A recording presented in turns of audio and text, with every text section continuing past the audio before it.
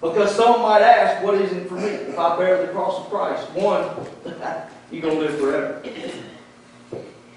But in Hebrews chapter 6 and verse 10, for God is not unrighteous to forget your work and labor of love, amen, which ye have showed toward His name, in that ye have ministered to the saints. Okay, the saints, those are saved people, right? That's right. And the last part is proof that we are not to stop when we receive salvation and do ministry. That doesn't say quit ministering, do ministry. For God is not unrighteous to forget your work and labor of love, which ye have showed toward His name, in that ye have ministered to the saints and do minister. Amen. Miss Mary, if you have come to a point in your life and you've got in that rut that so many people get into, of coming into a church on Sunday and just sitting on a pew and singing a few songs and saying a prayer, if you've got into that rut thinking that that's all it is to it that I'm supposed to do, you need to ask God to forgive you of that, because you're not doing what God called you to do. Some might say, well, I've been a Christian for 40 years. Well, you might have. But if you're just coming sitting on a pew, you might be faithful every day, every Sunday, every Wednesday. I'm singing along with the songs, but if you're not doing anything else to win people to Christ, you need to talk to God. I have to remind myself of that every day. I have the best profession in the world to reach lost people. And I've got to remind myself every day, Josh, that person that broke into their house deserves salvation too. So my toes are hurting too this morning with this sermon.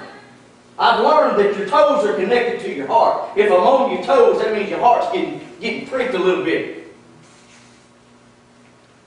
We need to stop thinking that us being religious is all it takes. No. Page 673. Page 673. Will y'all please stand? If you have not been bearing that cross the way you were called to, it's not too late to start. But we can't do it through our strength. We got to have God's strength.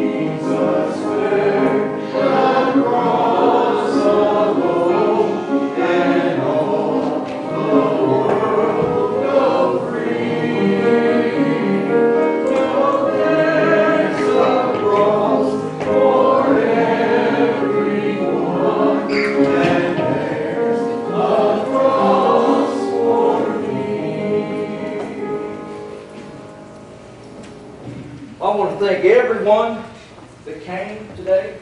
It's always my pleasure to come out here and deliver what God put on my heart.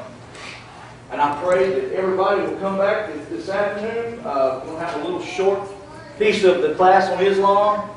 There's a deacons meeting at 4. After the service at 5, there's a Vacation Bible School meeting. I'm forgetting. Nursing home after services, right? Curry Cottage. Okay. But please, this tonight's going to be kind of the material on Islam is going to be kind of slim. Not because there's not enough material, but just because I'm going to cut it a little bit short. Because we're having a business meeting. But the more I study Islam, I think God's putting more burden on my heart for the people that are caught in that religion. So y'all please pray for those people that are caught in that religion, because it's a bad religion, bloody, terrible. But we're about to wrap up this first part of that class, and the next part of that class we're going to actually dig into Daniel some, and I want to show how I think some of that relates to Islam.